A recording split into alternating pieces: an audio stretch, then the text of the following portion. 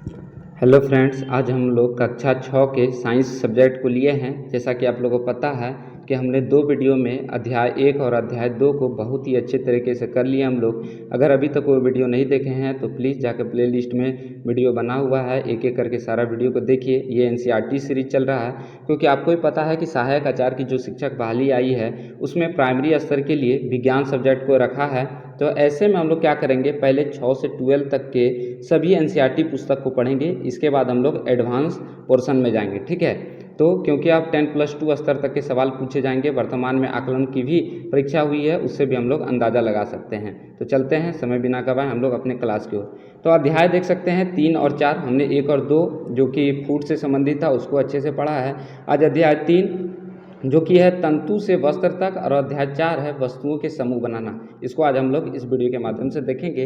तो जेटेड जो मुख्य परीक्षा होने वाला है क्लास 1 to 5 के लिए विज्ञान रहेगा, कंप्लीट एनसीईआरटी सीरीज चल रहा है, फिर हम लोग एडवांस की ओर बढ़ेंगे। ठीक है, तो देख सकते हैं अध्याय 3 में है तंतु से वस्त्र तक। ठीक है, हम लोग जितना भी इम्पोर्टेंट पॉइंट हो सकता है इस चैप्टर में उन्हीं सभी बिंदुओं को लिए हैं। तो पहला पॉइंट है कि कपड़े कई प्रकार के होते हैं। ठीक है, हमने अपने देखे होंगे कि शरीर में अलग अलग तरह के वस्त्र धारण करते हैं। तो ये वस्त्र जो होते हैं किससे किससे बनाए जाते हैं, तो सूती के वस्त्र होते हैं, संश्लेषित होते हैं जो कृत्रिम जो मनुष्य के द्वारा बनाया गया है, कुछ ऊनी वस्त्र होते हैं, और रेशम के रूप में जो वस्त्र होते हैं। अगला पॉइंट है तागों को एक साथ व्यवस्थित करने पर क्या बनता है, वस्त्र बनता है। तागों यानी कि जो धागा है, जो सूता है, उसको यदि हम लोग व्यवस्थित से यदि सरियाते हैं, ठीक है, उसको एक क्रम में और बढ़िया से उसको अरेंजमेंट के तहत क्या किया जाता है, वस्त्र का निर्माण किया जाता है। जैसा कि आप लोग यहाँ चित्र में देख सकते हैं कि एक एक धागे को क्या किया है, व्यवस्थित करके एक कपड़े का निर्माण किया गया है। अगला पॉइंट है कि आखिर इसके स्रोत क्या होते हैं। तो जो रुई और जूट जो होता है ये प्लांट यानी कि पादप उत्पाद है, इसे हम लोग क्या करते हैं, पौधे से उत्पादन किया जाता है। रुई भी क्या होता है, प्लांट से उत्पन्न होता है, और जूट भी प्लांट से उत्पन्न किया जाता है। वहीं पर बता दें कि ऊन और जो रेशम है ये जंतु उत्पाद है, यानी कि एनिमल के द्वारा इनका उत्पादन किया जाता है।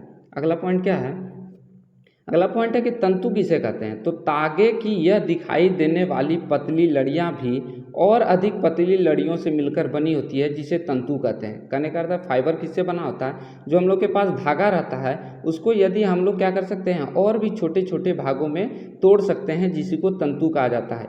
एनसीईआरटी पिक्चर भी बताया गया, देख सकते हैं। तागे को पतले तंतुओं से विखंडित करना, ये पतला सा एक जो धागा है जिसको हम लोग तागा बोल रहे हैं, और इसी को हम लोग देख सकते हैं 2 भाग में इसको विभाजित किया गया है। तो जो धागा होता है उसको हम और भी छोटे छोटे पतली लड़ियों में विभाजित कर सकते हैं, जिसी को क्या कहा जाता है, तंतु कहा जाता है। ठीक है, अगला पॉइंट क्या है, संश्लेषित तंतु किसे कहते हैं, जो मनुष्य के द्वारा जो कृत्रिम रूप से बनाया जाता है। तो इसमें कौन कौन से एग्जाम्पल आएंगे, पॉलिस्टर मनुष्य के द्वारा बनाया जाता है, नायलॉन ये भी मनुष्य के द्वारा कृत्रिम है। ठीक है, और एक्रिलिन, ये तीनों जो हैं क्या है, मनुष्य द्वारा यानी कि संश्लेषित तंतु कहलाते हैं।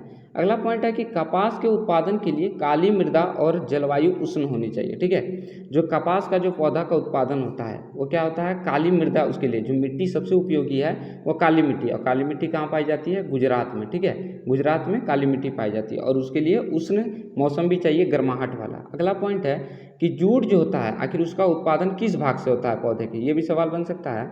तो जूट जो है पटसन तंतु को पटसन पादप के तने से प्राप्त किया जाता है। इस बात को ध्यान में रखिएगा कि जो जूट बनता है वो कहाँ से, किसी भी प्लांट के, ये जो प्लांट है जूट का वो उसके तने से, ये वाला जो तना होता है उसी के छाल से बनाया जाता है। ठीक है, भारत में इसकी खेती जो होती है वर्षा ऋतु में की जाती है। भारत में पटसन को प्रमुख रूप से कहाँ कहाँ उगाया जाता है, तो पश्चिम बंगाल, बिहार और असम, ये 3 स्टेट जो प्रमुख रूप से क्या होते हैं, एनसीईआरटी ने बताया है कि यहाँ पर पटसन की खेती, जूट की खेती की जाती है। इसके अलावा भी अन्य कई राज्य हैं। ठीक है, अगला पॉइंट क्या है, रेशे से तागे बनाने की प्रक्रिया को कताई कहते हैं। ठीक है, आप रेशे को देखते होंगे कि एक जगह आप रुई इकट्ठा कर लीजिए, और इसी को देखते होंगे आप जब बाती बनाते हैं तो इसी को हाथ से देख रहे हैं, दोनों तरफ से खींच रहे हैं, तो क्या होगा, ये तागा बनाया जाता है। इसी को क्या कहा जाता है, कताई। आज के समय में अनेक उपकरणों के द्वारा कताई की जाती है। तो वे कौन कौन से उपकरण है, तो देख सकते हैं ये तकनी हो गया, और ये चरखा के द्वारा यहाँ क्या किया जाता है, अधिक मात्रा में रुई को रखा जाता है और फिर इसे धागा का निर्माण किया जाता है। इसी तरह से तकनी में इस जगह पर रुई रखा जाता है और यहाँ से एक पतले धागा के रूप में बाहर आता है। ठीक है, तो पॉइंट क्या है, कताई के लिए एक सरल युक्ति हस्त तकुआ का उपयोग किया जाता है जिसे तकली कहा जाता है। ठीक है, एनसीईआरटी में बताया गया है कि तकली क्या है। यहाँ पर ये जो लोहा वाला पिक्चर देख रहे हैं यही तकली है। ठीक है, यहाँ पर अगर आप रुई को रखेंगे तो यहाँ से क्या होगा, एक पतला पतला धारी आपका एक धागे के रूप में बाहर आएगा।